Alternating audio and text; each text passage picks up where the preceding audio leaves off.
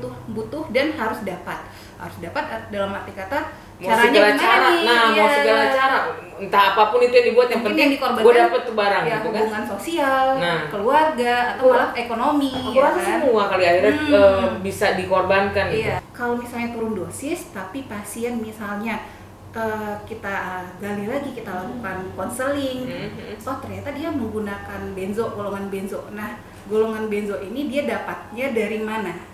Kalau memang ternyata di bawah pengawasan dokter ahli, itu bisa kita kompromikan.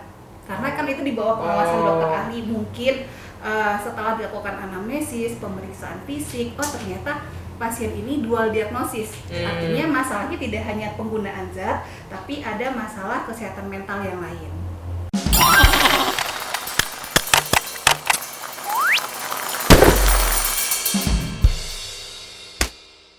Halo sahabat Karisma.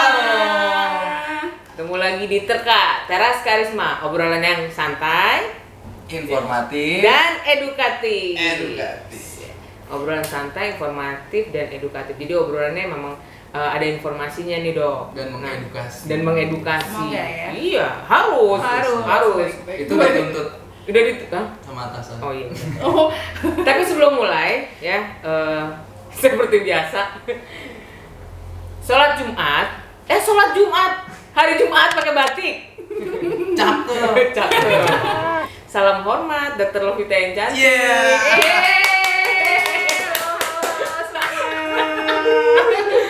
Ya Allah. Oke. Nah kali ini kita bersama Dr. Lovita. Dr. Lovita ntar perkenalkan diri aja. Ya Siap. boleh dong dok. Siap. Biar teman-teman tahu Dr. Lovita ini siapa sih gitu. Apa yang kenal? Ada yang pengen kenal? Oh Ada banyak. yang kenal? Dr. Lovita aja nggak tahu. Kita kenal baik. maka kata saya. Nah. Seperti itu. Oke, lanjut. Boleh. Perkenalkan, saya Lovita. Saya dokter umum bertugas di layanan PTRM Puskesmas Kecamatan Kramajati. Oke. PTRM dong, PTRM. P apa? Program terapi Rumatan. metadon. Oke, makan ya. Program terapi rumatan makan. Bisa juga ya. Enggak, tapi kali ini program terapi rumatan metadon. Oke, sebelumnya udah ada nih konten tentang seseorang yang memang dia terapi metadon. Ya. Nah, Sepertinya saya kenal. Aku kenal ya. Jangan klien dokter. Oh iya. Oke. Jadi kalau itu kan informasi dari klien, ya, kacamata kliennya. Nah, kalau sekarang kan kita udah ada dokter Dari nih dokternya. langsung. Nah, dokter boleh ngejelasin nggak sih PTRM itu sebenarnya awal mulanya itu seperti apa? Oke, terima kasih nih Mbak Dina, semua tim. Layanan PKRM sendiri sebenarnya terintegrasi dengan layanan HIV. Nah, ini diadakan atau diselenggarakan untuk membantu korban atau pengguna zat dengan cara disuntik. Ya, pada awalnya mungkin dulu kita bisa flashback dengan riwayat perjalanan nabzanya sendiri, penggunaan zat, dimana kan tiap tahunnya pasti trennya berubah. Nah, mungkin di tahun 90-an nih, tahun 90-an trennya penggunaan heroin dengan cara disuntik. Nah, bagaimana nih cara suntiknya? Karena melihat cara suntik yang kurang tepat dengan resiko-resikonya seperti penularan beberapa penyakit, ya, contohnya HIV atau AIDS, hepatitis B atau C, karena jarum suntik yang digunakan secara bersama-sama mungkin, ataupun penggunaan jarum suntik tapi tidak melalui proses sterilisasi. Jadi layanan PTRM sendiri itu tujuannya sebagai layanan HR di mana dia mengurangi dampak buruk dari penggunaan jarum suntik untuk zat atau heroin. Khusus untuk heroin berarti. Tahu, iya. Suntik. Jadi kalau yang kalau bukan penyalahgunaan aja yang bukan suntik, metadon ini nggak bisa nggak bisa kalau terapi untuk gitu ya? PTRM sendiri, metadon ya khususnya di sini dia bekerja sebagai substitusi untuk heroin atau putau. Nah, berbeda halnya nanti mungkin untuk zat-zat yang lain. Ya akan ada terapi khusus atau mungkin rehabilitasi medik yang lainnya. Beda lagi. Berarti memang metadon sama heroin itu sejenis atau? Iya, nanti efeknya yang diharapkan diterima atau dirasakan oleh pengguna hampir sama. Jadi mereka nggak mencari heroin atau putau lagi. Yang kita khawatirkan mungkin cara memakai putaunya kurang tepat. Ya tadi ya, kembali penggunaan jarum suntik yang tidak tepat. Gue mikirnya tadi penggunaan jarum suntik yang kurang tepat. Apa mungkin dia nyuntikinnya makanya rame-rame. Gue gitu mikirnya. Oh gitu ya. Jadi nggak dicuci, nggak di steril dulu, tapi makanya mungkin rame-rame karena mungkin jarum suntik susah dicari atau perlu keluar dana lagi, ya kan? Sedangkan duit pas-pasan kali. Rame-rame sama-sama seru-seruan, makanya rame-rame. Nah kan nggak tahu si A ada sakit apa, terus dipakai si B jarumnya. Nah itu kan resiko tertularnya juga. Itu saking solidnya tuh dok rame-rame gitu ya. Seperti itu. Benar nggak kayak gitu saking ya? Solid apa saking udah kere mau beli jarum susah katanya.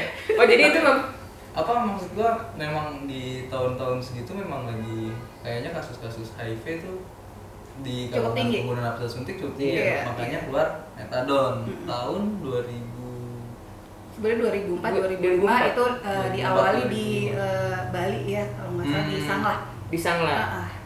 Dari 2004 sama, kemudian di DKI sendiri kita termasuk yang awal-awal dibuka di tahun 2009. Berarti pada saat pertama keluar kan 2004 tuh di Indonesia ya, di Sanglah. Nah ada lagi terapi metadon di daerah lain, itu berarti di Sanglah itu termasuk dari kacamata keberhasilan itu?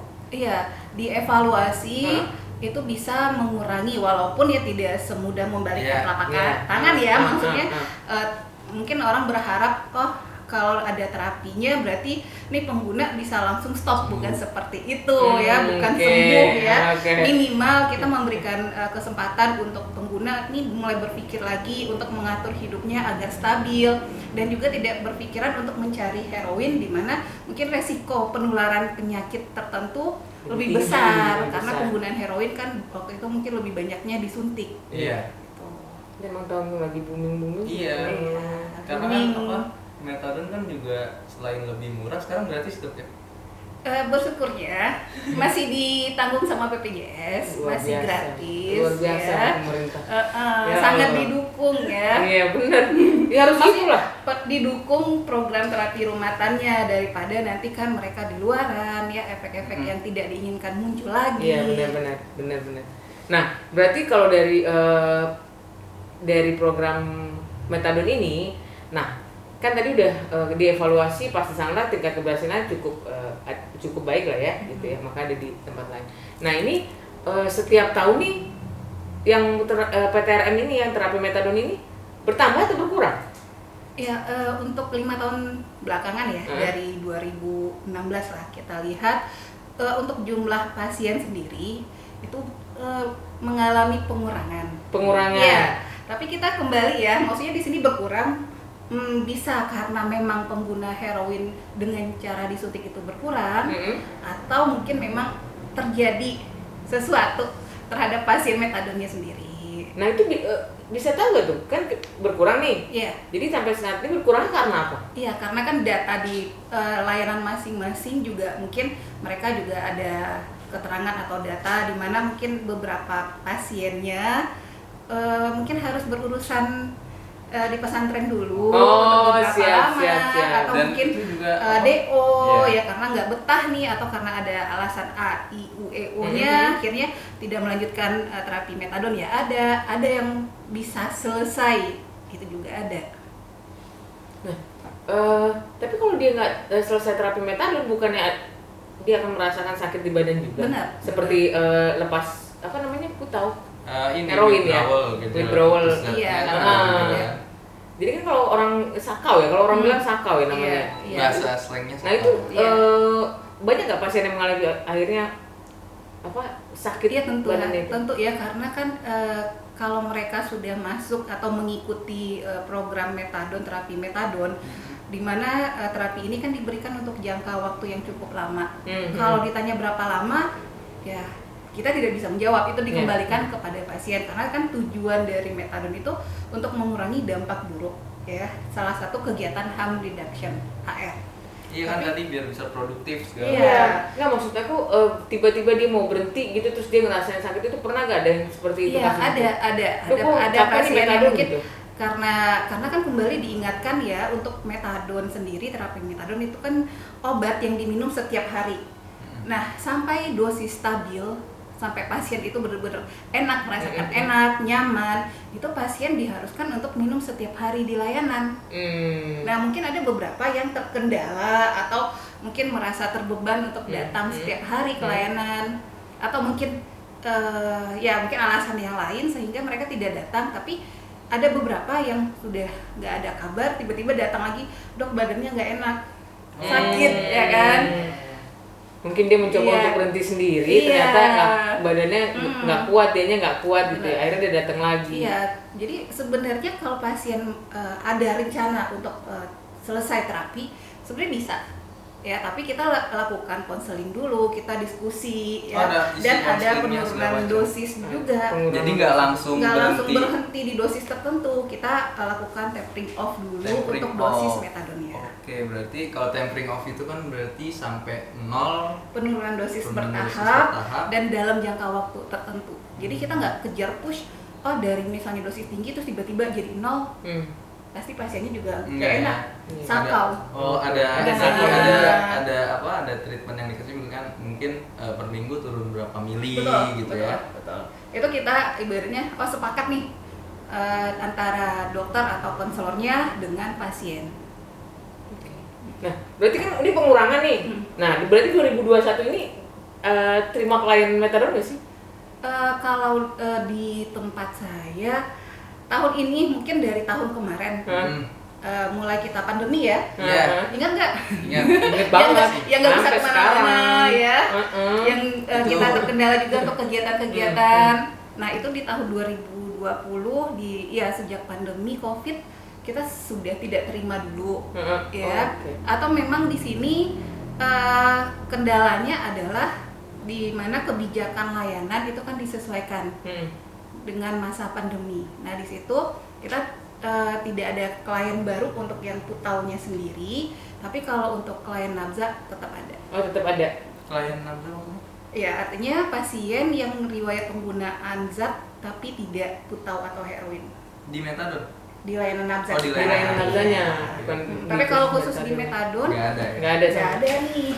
Kalau bisa sih nggak ada. Iya. Nah, itu dok saya kepo keberhasilan yang awalnya tuh 2005 itu nilai keberhasilan, indikator keberhasilan metadon itu apaan sih? Kepo ya. Dikatakan berhasil. Kepo ya untuk tahu. Pokoknya kalau dikatakan kepo dan penasaran. Beda tipis sebenarnya. Iya, kalau untuk layanan PTRM kita nilainya bukan kuantitatif tapi kualitatif sebenarnya.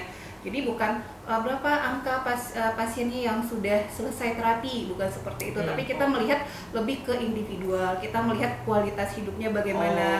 Apakah pasien ini bisa bertahan minimal 6 bulan di layanan. Artinya kan berarti dia sudah mulai bertanggung jawab dengan pilihan yang dia pilih. Dia mau ikut layanan metadon, dia terima untuk sebelum stabil dosisnya datang setiap hari ke layanan, dan dia bisa ada waktu untuk berpikir saya mau ngapain nih. Ya kan? Tanpa dia harus mencari putau agar dia tidak agar dia nyaman. Produktif lah ya. Iya, produktif. Iya, benar. Berarti memang tujuan awalnya tadi selain mengurangi dampak buruk, penularan HIV, hepatitis segala macam dari jarum suntik. Dia lebih produktif lagi. Iya. Karena kan meningkatkan kualitas sebenarnya. Nyari heroin kan apalagi sekarang nanti susah. Katanya ya. Udah lama sih sebenarnya. Itu bukannya. Cuma memang kan kalau namanya kita udah kecanduan heroin, putau tadi ya, kalau informasi dari teman-teman di luar sana, udahlah tiap hari nyari duit kemana ya kan, boro-boro mikirin hidupnya mau kerja mau apa gitu. Udah malas duluan. Syarinya saya butuh dan harus dapat. Harus dapat dalam arti kata caranya gimana nih? Mau segala cara, entah apapun itu yang dibuat, yang penting gue dapet tuh barang ya, gitu kan. Hubungan sosial, keluarga, atau malah ekonomi. Aku rasa semua kali akhirnya bisa dikorbankan gitu. Nah, jadi dengan metadon ini diharapkan itu semua tidak terminimize. Benar. Akhirnya dia lebih produktif lagi. Nah, berarti kalau tadi Ajis kepo, Gina kepo juga nih sekarang. Kepo kuadrat, baiklah. Jis, kemarin kalau info di lapangan tuh Apa dia enggak? manggil Kang, gue manggil Jis, dia manggil Kak loh, kelihatan banget tuanya gue. Info di lapangan kan, ya soal metadon, dosis naik Ya. gampang, Turunnya susah. Itu bener gak sih? Gimana? Naiknya gampang. Gampang, Iya. turunnya susah. Turunnya harus, kalau yang saya dengar harus tes urin. Kalau positif nggak bisa, yang kayak gitu-gitu. Oh, waktu itu yang minta turun ya? Saya mau masuk metadon ditolak. Oh, ditolak ya? Pas pandemi. Bagus. Metadonnya takut sama dia, Iya, nggak mempan. bagus. Oke, mungkin itu ada ya beberapa ya saya dengar teman-teman juga sempat diskusi. Jadi di sini mungkin saya sedikit menjelaskan naik dosis yang seperti apa dulu, ya kan? Kalau misalnya untuk pasien baru itu ada kita akan mencapai titik dosis stabil pasien dulu. Karena kan kita berharap nanti kalau dia sudah ikut program metadon, jangan ada lagi nih heroin gitu, bukan jangan ada lagi yang lain, jangan ada lagi heroin ya kan. Kita lebih ke sana dulu. Nah, kalau misalnya dia belum sampai di dosis stabil, itu kan pasti akan mengganggu pasiennya sendiri ya. Mungkin dia nggak nyaman atau dia alasannya nggak bisa tidur. Sakonya masih berasa gitu. Makanya pasien-pasien baru kita akan pantau setiap hari, artinya pasien masih minum setiap hari di layanan. Tujuannya kalau memang dia masih merasa tidak enak, tidak nyaman, kita bisa naikin dosis. Dan itu pun ada aturannya, naiknya berapa, maksimal dalam seminggu berapa. Itu untuk pasien baru sampai dia tercapai dosis stabil. Nah, berarti yang ini hoax dong? Nah, kalau naik dosis kembali, kita tujuannya adalah mengurangi dampak buruk. Kalau dari kita tahan-tahan pasien nggak boleh naik dosis, akhirnya dia masih akhirnya pakai heroin. punya link kan, Iya. lewat jembatan mana gitu Iya. kan, ditawarin Iya, gitu itu ya. Tapi Karena- ada tuh, bisa gak sih tuh kalau misalnya metadon dia minum, dia minum metadon, tapi diem-diem dipakai juga gitu. Ada. Dimakai juga. Ada. Banyak kali ya. Kalau banyak sih mungkin yang terdetek ya, mungkin enggak, Oh, tapi enggak. nggak tahu di luaran. Oh, Nah, oke. untuk pasien sendiri ada kok. Nah itu bisa over, maksudnya itu kan kelebihan berarti. Nah, itu dia kayak gue gitu, Bang. dengar beberapa orang yang seperti itu, ada yang ngomong malah heroinnya nggak berasa kalah sama metadon. Tapi Oh, gitu. Katanya. Tapi ada Katanya. pihak lain yang ngomong kalau malah tambah enak, tapi heroinnya harus banyak gitu. Di garis bawah ya katanya kayak gitu. Jadi mungkin Wah. dampak ke masing-masing orang beda kali ya. Karena dia mungkin udah pakai metadon, jadi mungkin ada lupa-lupa dikit gitu, perlu dosis tinggi dulu baru dapat efeknya, gitu. high-nya ya Seru kan? juga ya. Mungkin ya, mungkin. Iya. Oke. Nah, tadi naik Untuk nih. turunnya, Naik, untuk terus turunnya? turun ya, turun susah. Kata siapa ya? Nah itu Ini kan kita makanya denger kita- kelewat. Iya. Kalau di layanan kita sendiri untuk turun dosis, kita di sini saya sebagai penanggung jawab di layanan tidak membatasi apabila pasien punya keinginan untuk turun dosis, tapi di sini dengan catatan ya. Kalau untuk sama halnya dengan THD, di mana kalau pasien mengajukan THD atau misalnya baru akan mendapatkan THD, yaitu memang kita di ketentuannya pun di Permenkesnya pun dituliskan kalau hasil pemeriksaan urin tesnya benzonya masih positif, itu tidak dulu diberikan THD. Dan sama halnya ada dengan Permenkesnya ternyata. Permenkes nomor yang kita pegang untuk layanan PTRM itu Permenkes nomor 57 tahun 2013. Oke. Iya, jadi kalau misalnya turun dosis tapi pasien misalnya kita gali lagi, kita lakukan konseling, oh ternyata dia menggunakan golongan benzo. Nah, golongan benzo ini dia dapatnya dari mana? Kalau memang ternyata di bawah pengawasan dokter ahli, itu bisa kita kompromikan. Karena kan itu di bawah pengawasan dokter ahli, mungkin setelah dilakukan anamnesis, pemeriksaan fisik, oh ternyata pasien ini dual diagnosis. Artinya masalahnya tidak hanya penggunaan zat, tapi ada masalah kesehatan mental yang lain. Jadi ada obat yang dikonsumsi. Jadi masih bukan susah atau gampangnya sih sebenarnya, karena kan untuk pasien metadon kita lihat individual. Berarti mungkin ini mengsalah artikan aja nih ya. Ya, kadang-kadang bahasa yang kayak gitu takutnya orang jadi rancu. Iya. Oke, dari soal metadon tadi terus ini berarti kita bisa bilang hoax ya barusan? Mungkin dikonfirmasi aja sebenarnya, mungkin diluruskan aja. Diluruskan, ya. Oke. Karena kan teman-teman Takutnya banyak salah yang pengertian. kok gua susah, dia gampang nih, karena memang kebutuhan klien beda-beda. Beda-beda. Kita kan melihat nih pasiennya, kita nilai individual, lebih ke individual ya, kita nggak bisa samakan. Jadi di saat mungkin ada yang bisa dapat THD, ada yang bisa turun dosis. Itu kenapa? Karena kan sebelumnya sudah melewati prosesnya dulu. Bisa konseling, kita lakukan pemeriksaan urin, kita nilai kepatuhannya bagaimana, kooperatif atau tidaknya pasien, kemudian layak atau tidak itu kan juga dilihat dari tim ya di layanan seperti itu. Oke. Luar biasa ya. Udah lengkap ya. Nah, oke. Sampai sejauh ini nih dok, pengalaman dokter di PTRM sendiri, ada gak sih kendala atau hambatan yang paling dokter rasain tuh sampai sekarang gak lupa? Mungkin ini perjalanan tahun ke-6 ya. Tahun ke-6 mungkin ya di layanan PTRM. Jadi mungkin karena pasien metadon bukan pasien seperti pasien di poli lain, poli kesehatan lain di puskesmas, artinya mungkin bukan hanya 4L lagi ya. Jadi lagi ya? ratusan L artinya sudah melihat, udah tahu pasien, tapi mungkin ada saat-saat tertentu mungkin ada burnout dari konselornya sendiri atau dari penanggung jawab atau mungkin dari pasiennya juga. Nah, bikin kesel tuh ya. Ya, perlu ada sinergisnya juga sebenarnya. Nah, itu jadi yang tidak terlupakan pada saat lagi burnout, dibikin kesel gitu kan. Nah, itu tahu. Nah, iya. Ini meluruskan. Jadi jangan bikin burnout, jangan bikin kesel ya. Oke.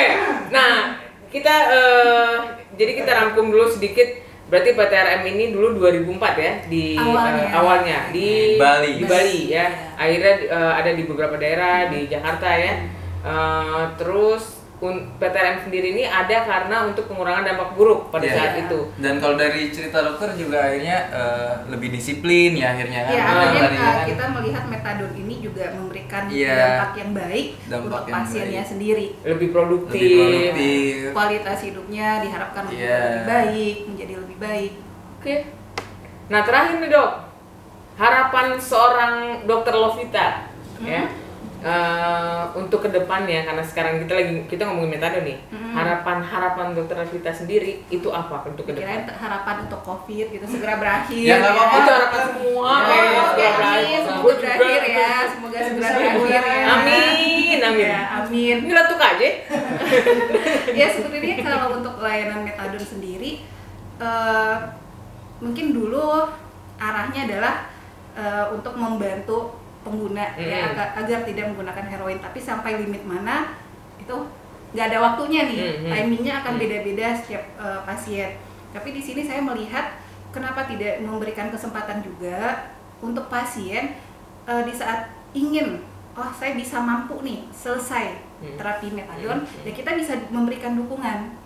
Artinya support system untuk pasiennya sendiri memberikan dukungan yang baik, bukan berarti kamu nanti akhirnya dia maju mundur karena jadi ragu ya. Iya, jadi ragu. Nah, justru kalau dia punya itikat yang baik, artinya kesempatan itu ada dan bisa gitu. Karena saya juga melihat mungkin pasien-pasien yang sudah selesai sekolah di PTRM, kata-kata sekolah ya. Sekolah, iya. Ya karena kan di layanan metadon sendiri kita tidak hanya memberikan obat metadon, tapi ada dukungan psikososial juga ya. Nah, beberapa pasien yang sudah selesai itu juga bisa melanjutkan kehidupannya menjadi yang lebih baik, lebih produktif. Jadi harapannya ke situ ya. Karena kalau misalnya dibilang sampai kapan, ya ibaratnya kalau sudah mulai masuk metadon, itu setengah kakinya kan sudah di layanan metadon. Jadi kalau mau angkat kaki, boleh, tapi caranya yang baik. Gila, datang baik-baik kan, masa keluar nggak baik-baik lah, menang aja. Oke, no nih. Oke. Nah tadi dokter, makasih banyak nih, dokter udah nyempetin ya kesini. Terima kasih seru diskusi kita. Ya, tapi pantunnya oke lah ya tadi ya di pertama. Boleh. Tapi di akhir saya nggak punya pantun. Berarti ini sahabat Karisma, PTRM atau metadon ini adalah salah satu cara buat recovery juga sebenarnya ya. Nggak boleh ngomong ya. Gue juga nggak nanya. buat pemulihan ya, buat iya, pemulihan. buat pemulihan, tapi khusus untuk pengguna nafas Jarum suntik. Itu sih. Siap. Oke, seperti biasa kalau kamu punya komen-komen sampai sekarang pengen banget saran dari kamu nih. Kira-kira kita mau ngomongin apa ya? Kita ngebincangin apa ya? Kita diterkani untuk ngebahas apa ya gitu. Iya, Nah, jangan lupa komen. Di komen. Komen, jangan lupa like, share, and subscribe. Oke. Oke, sampai ketemu lagi di terka selanjutnya. Bye bye. Dah, assalamualaikum. Oh gitu ya. Bye bye.